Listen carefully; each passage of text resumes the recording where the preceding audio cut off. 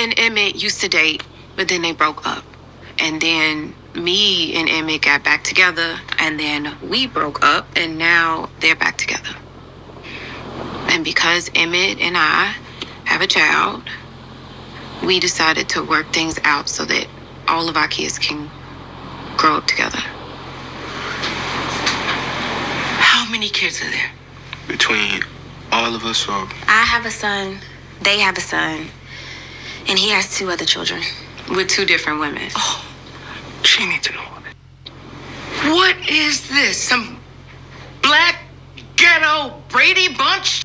Trying to be mature about the situation. Back in my day, this is not how we did things. What happened to good old-fashioned family values and the sanctity of marriage? Isha and Emmett used to date, but then... Alright, Shalom.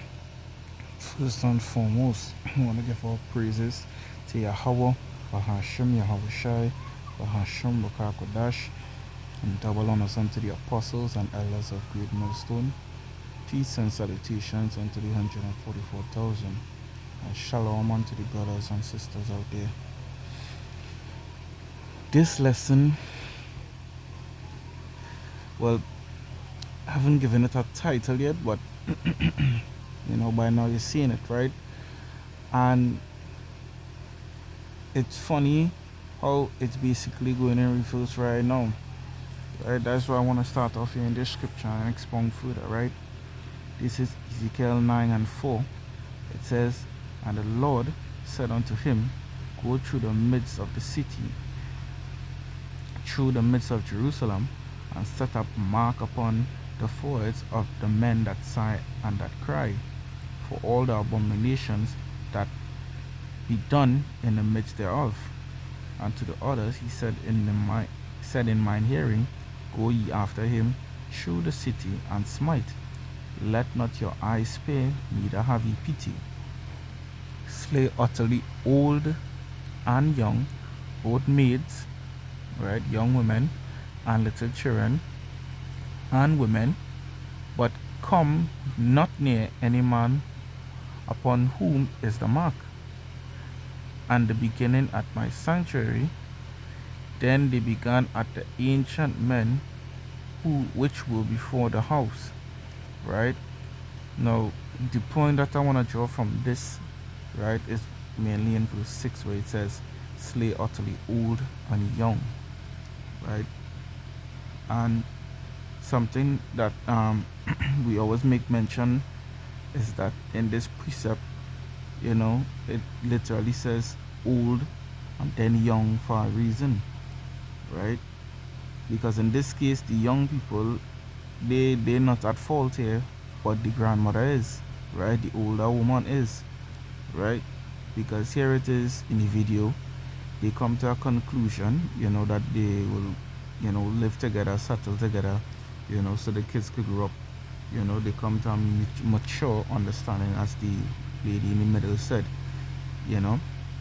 but here it is now, the grandmother getting upset, and saying back in her day, it never used to be so, which is complete bullshit, and this is why a lot of these elderly folk, this is why they had to die first, right? Because they're supposed to be teaching the younger children these things, but here it is, in this case, they basically managed to do it themselves, right? And instead of she encourage it, she basically,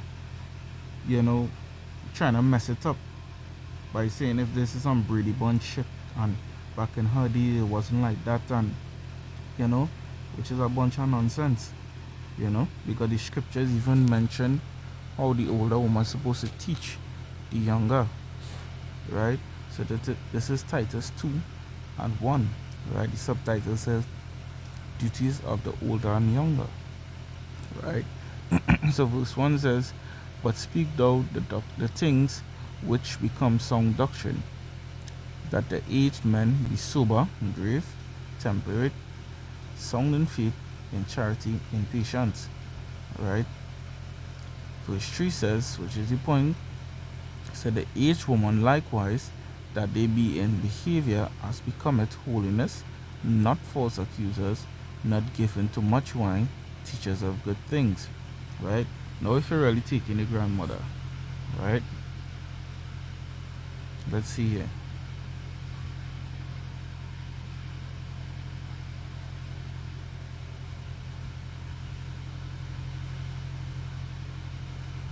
Does she look like a teacher of good things? I mean, look at her. Just you could just tell by the way she's dressed. You know, all the makeup on, her eyelashes done, her hair done. You know, the jewelry and stuff. You could tell, right? You could tell how she's dressed, and how her mindset is based on her response and all these things, right? The scripture said what?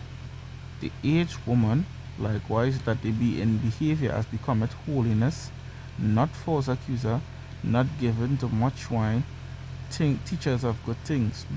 Right? So lucky, yeah. Right? She's supposed to be a teacher of good things, but what is she teaching? She's trying to teach them the opposite of what it is they're trying to establish there, which is a good thing. You understand? So verse 4 now, it says that they may teach the young women to be sober, to love their husbands, to love their children. Right? So as I made mention, the younger women, right, in this video here, they basically they're teaching the self, you know. Now I don't know the show, so I don't know, I can't say where they pick it up from or whatever, right?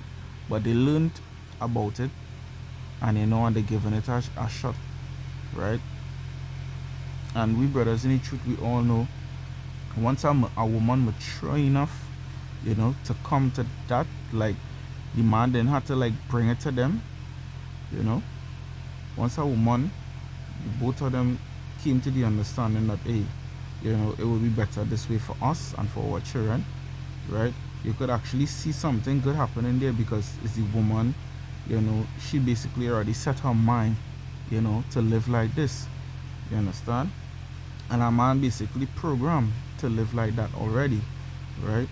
So once everybody in the same likewise mindset, and it's not a competition, you know, everything gonna work out just fine, you know. That's why the scripture talk about it in book of Sirach 26.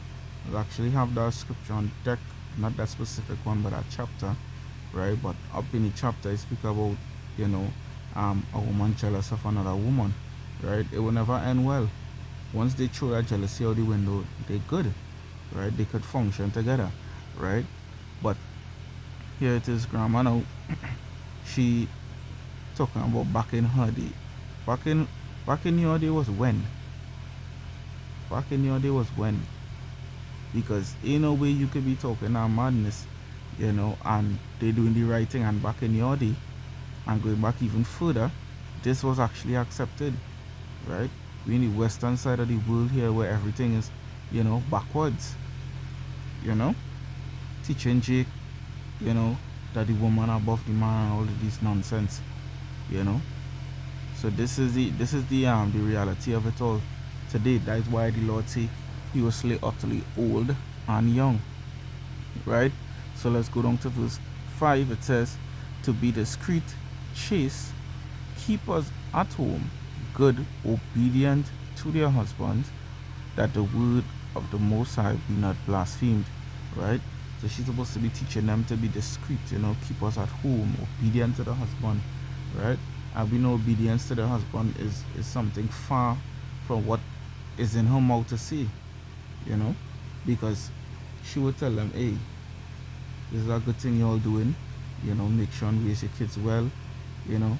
If she turn around and tell the guy, hey, make sure and take care of it, these two women and your children, X, Y, and Z, you know, and they stick around and help him out, as the scripture, you know, made women to do, you know, women, Salaki, let me get my words together, as the scripture said, how women ought to be, you know, helpers at home to their husband and X, Y, and Z, you know, and that could work out fine. But there it is, they come to a mature understanding, and even brought it to her, you know, And here it is, she's shooting it down, talking about back in her day. I mean, really? This is why the elderly had to get put to death first. You understand? Because not much young people could even agree to something like this, especially the women. You understand? So she was supposed to encourage it and be happy that, they're not trying to raise the children on a separate thing, paying the man on child support. So it have a set of tension and hatred there, and another so-called black home get destroyed. You understand? But by her doing that is what she is encouraging, to destroy the home. That is what she encouraging. Right? So let's move on to this other precept. This is Proverbs 9 and 13. It says, a foolish woman is clamorous. She is simple and knoweth nothing. Right? And in this case, it's the older woman. Right? She's foolish. Right? Let's go into the word clamorous and see what it gives us. Alright, it says Hama. Alright, in Hebrew. It says to murmur, growl, roar, cry aloud, mourn, rage, right? And she was raging. It says sound, make noise, tumult, be clamorous, be disquieted, to be loud, be moved, right? She was loud, she was moved, she was troubled, to be in uproar. And that is basically how she was, right? Look at this down here, right? It says to be in a stir, be in a commotion, right? To be boisterous, to be turbulent. You understand? And that is how she was, because she's gonna cause a commotion, right, and stir up things the wrong way based on a response, because they came to her and explained the situation, how things was going, and they come to a mutual understanding. But here it is, you're gonna stir up confusion with that response that you're gonna give, or that you did give. That is the madness. That is the madness. That is why she deserves that. Because you're supposed to be teaching the younger children these things, man. Let's jump into this one here one time. This is Jeremiah 6 and 16. It says, thus said the Lord, stand ye in the ways and see and ask for the old paths. Right? Because she's talking about back in her days. Right? The Lord says, seek ye the old paths. And we know for a fact that the old paths, right, this is how things went. Right? A man could have had more than one wife. Right? Look at our forefather Jacob. Abraham. Even King Solomon, which we know who is Yahweh Shai, had over 1,000 wives. And possibly even more. Who knows? This is the thing. King David had multiple women.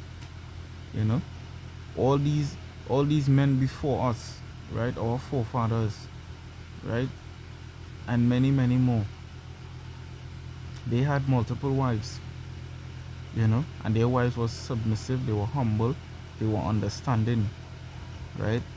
Here it is, boom, this the younger generation now, they basically returning back to the heritage, and the elderly who's supposed to be teaching it, shooting it down. That's crazy. That's crazy. And we finish this off. It says, where is the good way, and walk therein, and ye shall find rest for your souls. But they said, we will not walk therein, right? And in this case, that is basically the grandmother. She wouldn't walk in that way, right? You could tell by the way she dressed. You could tell by her mindset that, hey, she thinking to herself, right? She one man deserves her alone, right? No other woman. She deserves her own husband. That's basically what she said. No other woman supposed to be there, right? And she's old, right? Even with the makeup, right? All that makeup she has on, you could tell she's old, right? But yet she's still trying to be the young woman and still playing hard to get. Really?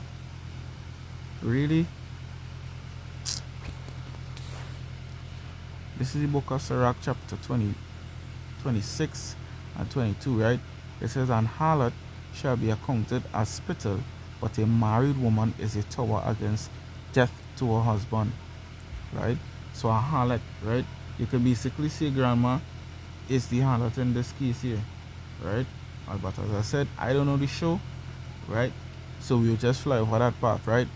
It says, but a married woman is a tower against that to her husband, right? So they chose not to play the harlot role because it usually nowadays women they would go if they have a child they would try and find a next man, try and get him to take care of them and the child, you know, and basically play harlot. And then the thing about it is sometimes it doesn't even just be one man alone, right?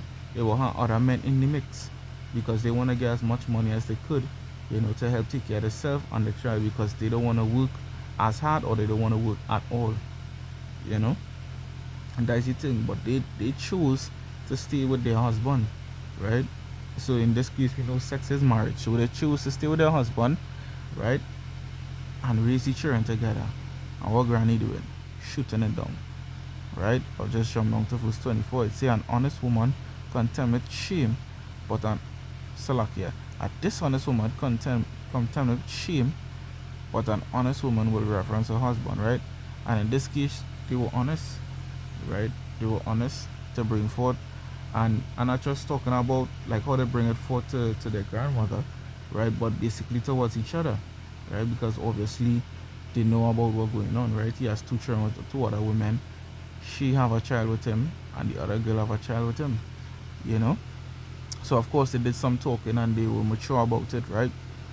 And then it says in verse 25, it says, shameless woman shall be counted as dog, but she that is shamefaced will fear the Lord, right? And Granny wasn't shamefaced at all, right? She stand up there talking proudly, back in my day. No.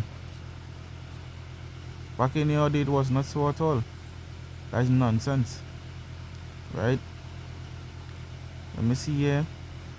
A woman that honoreth her husband shall be judged wise of all, but she that dishonoreth him in her pride shall be counted ungodly of all. Yeah, yeah. And you could tell that grandma was in that era, right? Or I should say that phase where, she did dishonoreth her husband, you know, if he used to even mingle with another woman. You could see it all over her face, right? You could see it all over her face. But hey, it is what it is, you know. I just saw this video and thought I should bring out something on it. So I hope this lesson was edifying through the spirit and power of Yahweh Shem Yahushai. Till next time, we say Shalom.